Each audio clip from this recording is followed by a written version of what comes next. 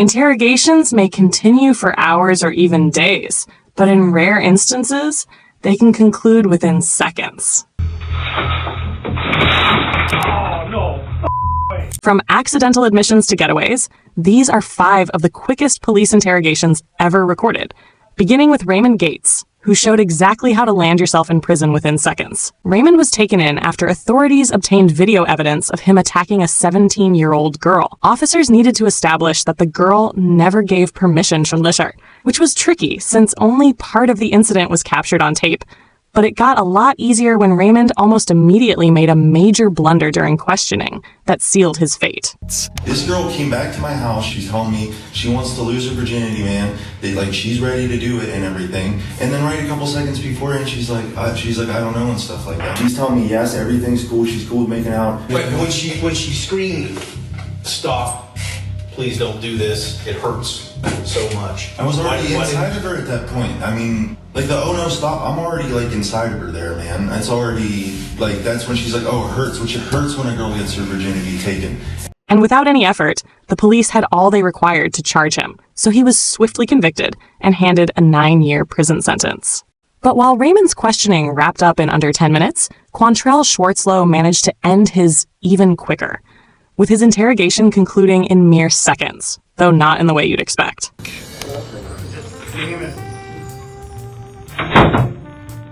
Quantrell was taken in for choking a girl and attacking her, a crime he obviously didn't want to be found guilty of.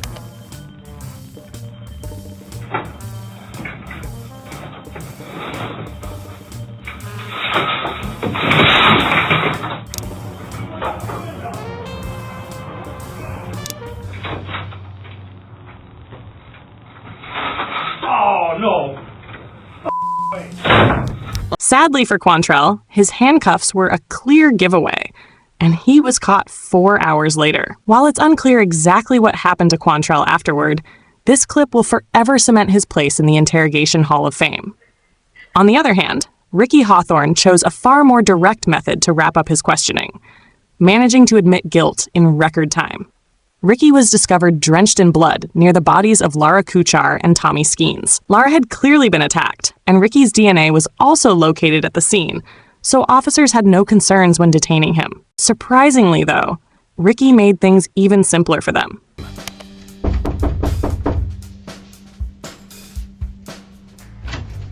Hey, come on in. Hey, listen.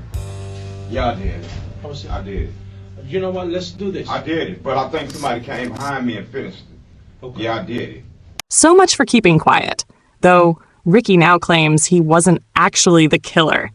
According to him, he only attacked the couple and assaulted Laura, and someone else carried out the murder. Even with the odds heavily against him, he might have had a better shot at avoiding conviction if he had just remained silent. There's 3 more people.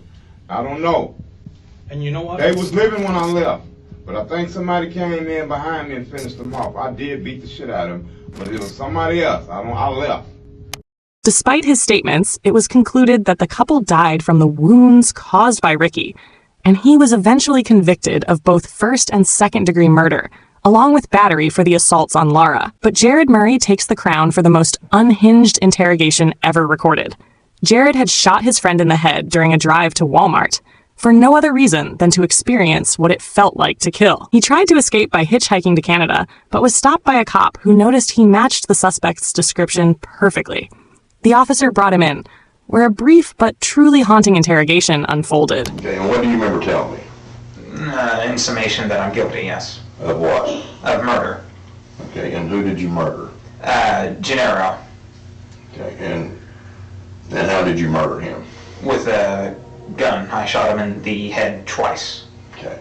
3 shots were fired, 1 missed. Jared isn't sticking around here and had reportedly already admitted everything before even arriving at the station. But what's fascinating about this interrogation isn't how quickly he owned up. It's the reason behind it, along with his overall attitude during the entire interview. Okay. Jared, give me your full name. Jared Lindrith Wayne Murray. Okay, and what's your date of birth? July the 20th, 1994. And how did you guys hook up? I went down to his dorm room and asked if I could be given a ride to Walmart in exchange for $20 gas money. Okay. And did he agree to that? Yes, sir. Okay. And that's a couple miles from the school? 1.7 miles, sir. 1.7 miles. Yes, sir. Okay. Now, so he took you to Walmart? Yes, sir. And did you both go in? No, we did not go in, sir.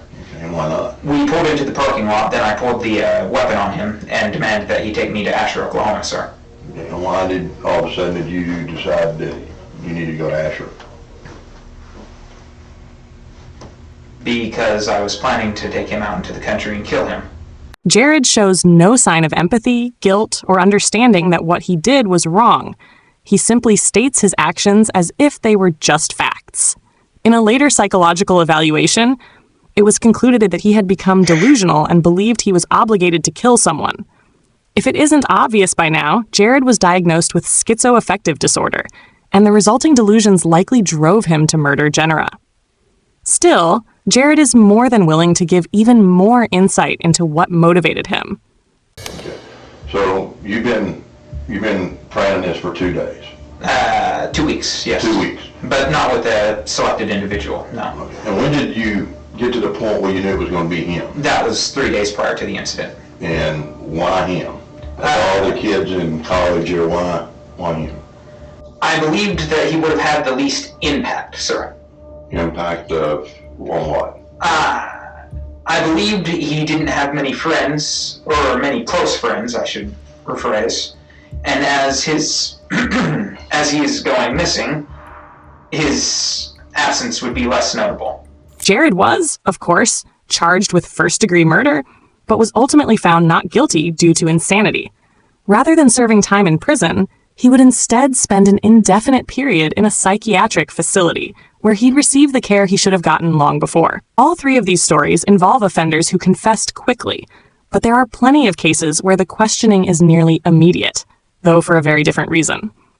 This 18-year-old suspect was taken in after reportedly striking a police officer with his car and was then read his Miranda rights. Being it is a criminal investigation, obviously you're not free to go because you have warrants for your arrest. I'm going to read your Miranda because it's very important you understand your rights. Okay? You have the right to remain silent. Anything you say can and will be used against you in a court of law.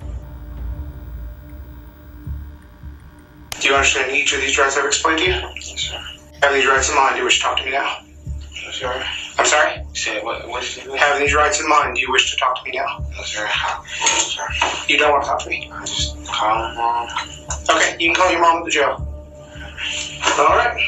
At only 18 years old, this individual demonstrated exactly how to behave during a police interrogation, flawlessly invoking his rights, and completely outwitting investigators, assuming his goal was to land himself behind bars for the remainder of his life.